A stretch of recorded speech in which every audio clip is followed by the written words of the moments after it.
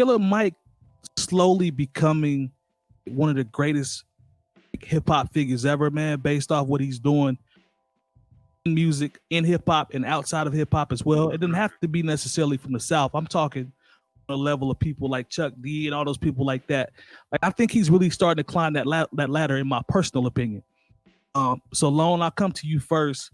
Obviously what you mean about the banks, but is Killer Mike really becoming one of those pillars, man? Because I think he's doing a damn good job, in my personal opinion. I think without a doubt, he's definitely a staple in the hip hop community. You know, he's more than just a musician, and he's a really good one. You know, he's a really good rapper, and he's got a really long career, and he's still making great music, and he's still relevant. But at the same time, you know, he backs up what he says, and he's definitely about the community aspect that's related to, you know, hip hop related things, I guess. It's just we don't hear. I think one of the things about Killer Mike that's a little different than maybe some other artists is that we regularly see Mike in the news for things that he's doing. Mm-hmm. There are probably lots of other artists that are advocating in a whole bunch of other different ways that maybe just don't have the platform that Mike does. That's fair. But the fact that Mike does have the platform and he is using it, I think makes him special. So maybe that's what's different. I see your point there. Maybe that's what's different. Jay Diff.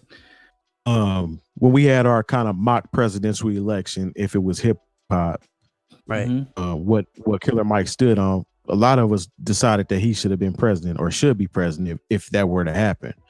Right. Also, his Netflix special where he kind of delved into starting his own country and just economic education that he was given on that series itself. It's not really a surprise for him to be doing something like this. I like how he connected the Greenwood name of the bank, Tulsa, which was part of Black Wall Street, for those that don't know. Yep. And the dollar circulated in that community something like 36 times or something like that. So it's a solid nod to infrastructure that was pretty much demolished and is never talked about until here recently. But I just think it's solid. You know, Mike's that type of person.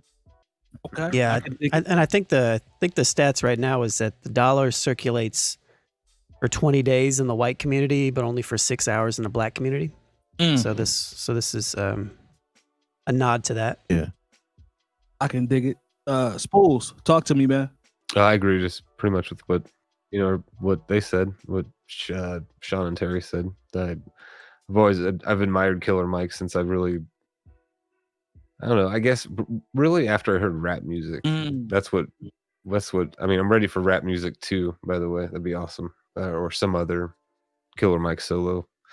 But no, man, he's an incredibly intelligent and wise guy or wise person. Like and he likes his own shit too. That might be controversial. Like he likes his strip clubs. You know what I mean? He likes his weed. He's genuine. You know what I mean? At the end of the day, I think that's what people appreciate. Like he doesn't try to act like he's better than anyone. You know what I mean? So, I hope that, you know, all his ventures work out and that it spawns, you know, for, you know, other young people or young black people, especially that to do the same thing or to kind of follow his, you know, his lead or not in his footsteps necessarily, but, you know, take that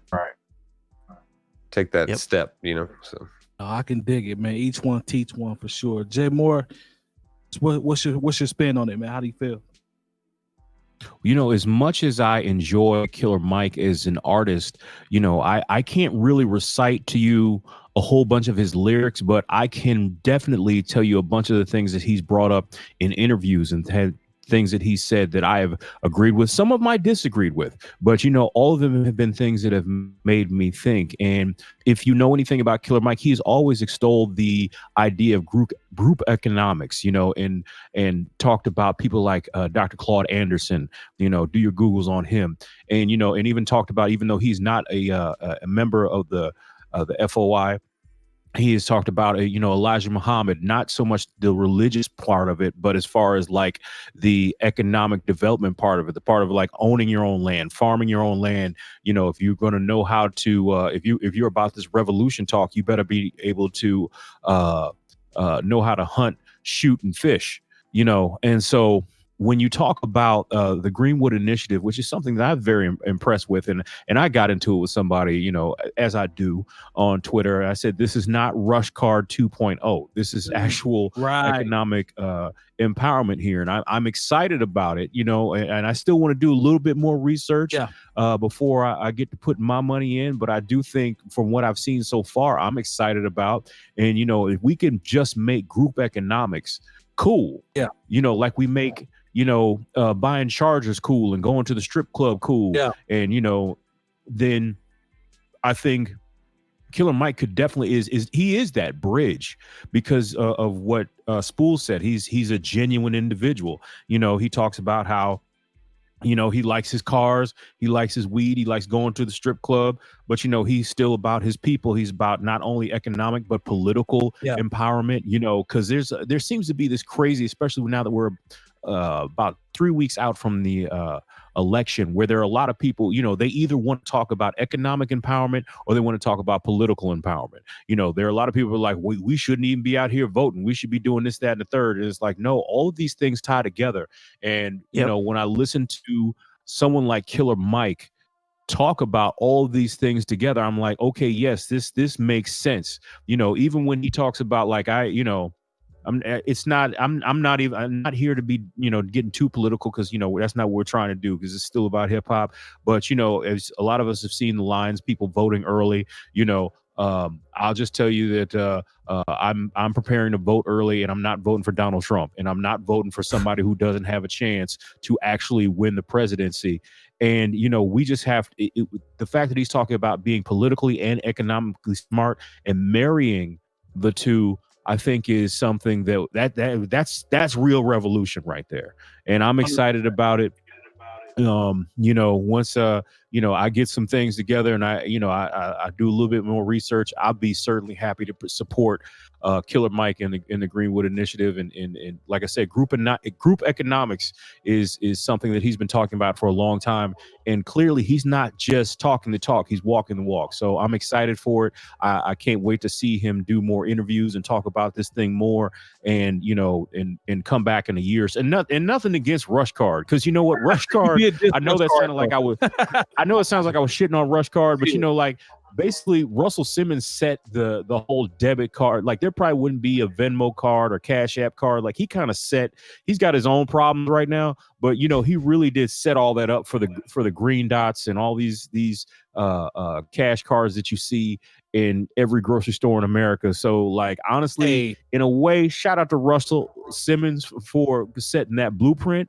But I think this is taking it to the next level because with what Killer Mike is setting in motion, this is when we're going to be able to say, okay, Black church, don't put your money into a bank that's going to create loans for people who are going to gentrify the neighborhood and to where that's the craziest thing, where Black banks Black churches have absolutely no choice but to put their money into banks that will not loan to the people who are members of these churches. And then when it's time to go ahead and gentrify the neighborhood, they're loaning the money back out that is put into by these churches to everyone but the people who look like them. So I think this is a big deal. Like I'm excited about it. Like the way he's explained it and the way he's actually laying the groundwork, I think we should all be excited about it. It's something not only just for Black people, but for hip hop culture. So the most important thing that you said, I think, is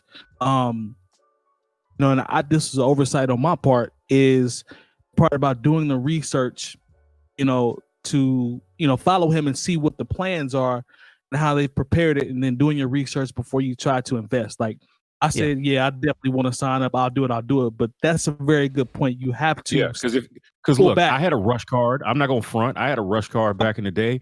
That's where I put all my Hey, that's where I put all my club money. I wasn't gonna put it in the bank. Hey, you did Russ. It's cool. We ain't gonna wait. It's all right. He's still OG, still a legend. But that's actually a good point, man. That's a damn good point to be smart about how you invest and make sure you do your research before you start. Fuck it, just throw it all in there. Don't do that. Don't do that. All right. If you've enjoyed this segment of the New Old Heads podcast, make sure to join our live show every Tuesday at 9 p.m. Eastern at twitch.tv/bringingdowntheband and join our private Discord community with talks on hip hop, music, news, and everything else.